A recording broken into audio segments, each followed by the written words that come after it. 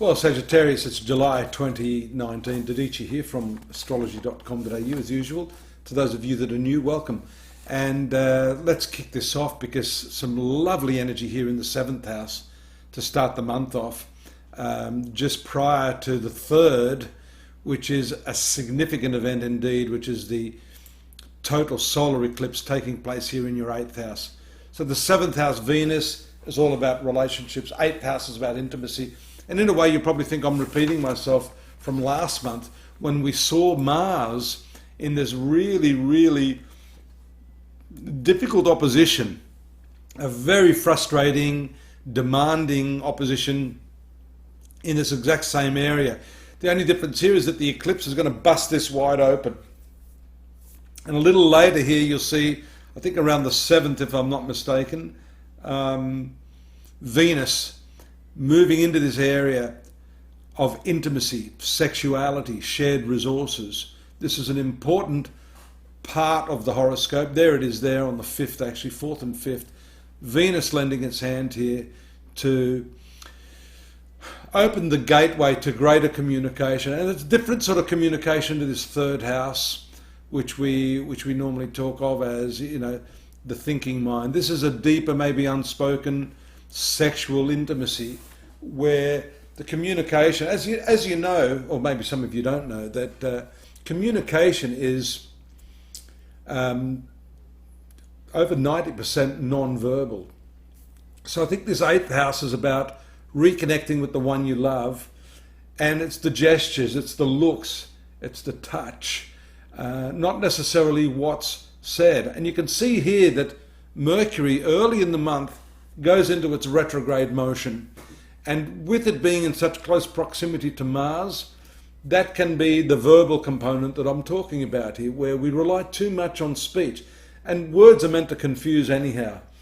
It's interesting if you shut your mouth and you maybe just listen less to what people are saying and observe their body signals, what we call the facial tells, the eye movements, the movement of the body, the colors, the objects. There are a whole lot of other communications aspects that we overlook. We rely too heavily on speech. And that's what this is about for you, I think, this month.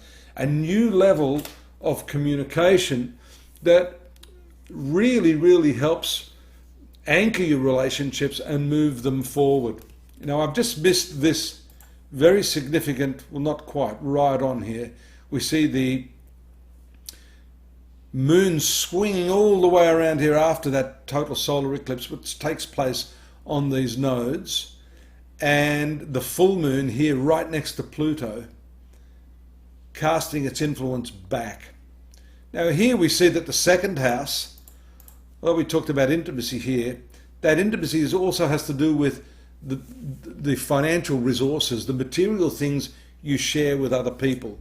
So there's a component of money tied in with this, which will come to light, I think, around the 17th here when we see the full moon. Very intense. And the moon for you is ruling this 8th house.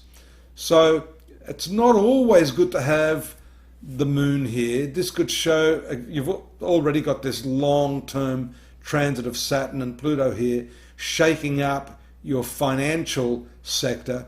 But with the full moon here, this could be a significant punctuation in the timeline where something dramatic happens, where you intensify your efforts to earn money, where you maybe straighten shit out with the person that you're involved with. Maybe the way you deal with money together is just not at all the way it should be.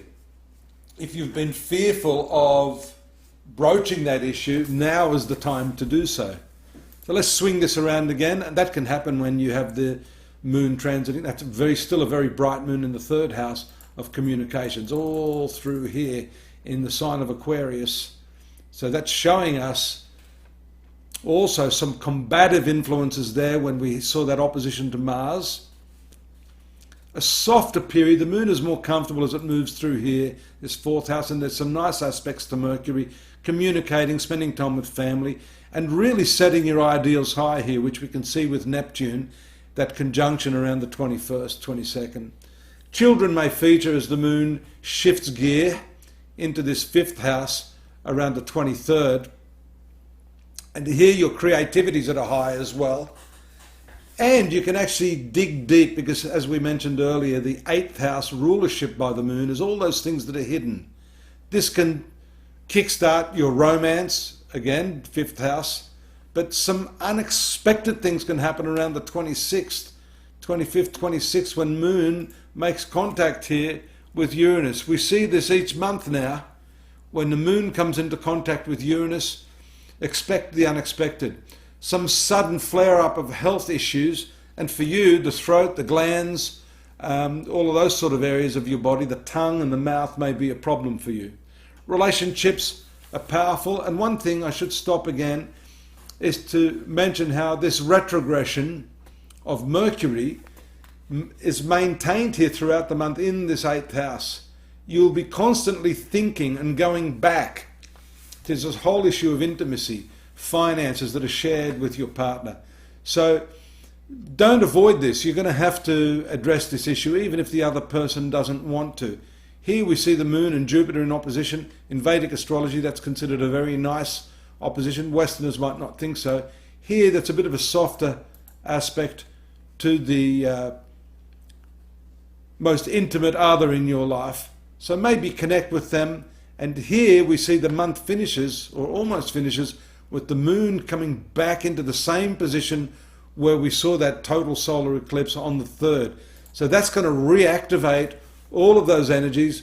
And this is, I guess, the layering of different cycles where it's like a flower unfolding. It opens the first few buds, then the next and the next, till the whole thing is completely open. So I think that is going to complete the month. And you'll notice here, just keep your eye there on Mercury.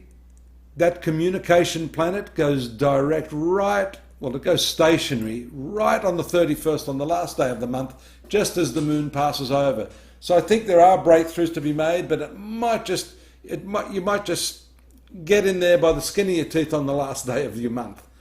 So take a look at astrology.com.au. We've got more there for you so you can get a little bit more information. I sort of normally just skim over the whole thing because we don't have a lot of time. And of course, you've noticed a lot of people leaving messages for me. I've had a lot of people opting for some of the personal readings that I'm doing because we can really get down deep into what it is that's blocking you. We want to open that right out and make sure that you're empowered, self-empowered, and capable of achieving what it is you want in life. So drop me a line if you want, and I can show you how we can make that happen. And by all means, subscribe, and I'll see you next month. Bye-bye.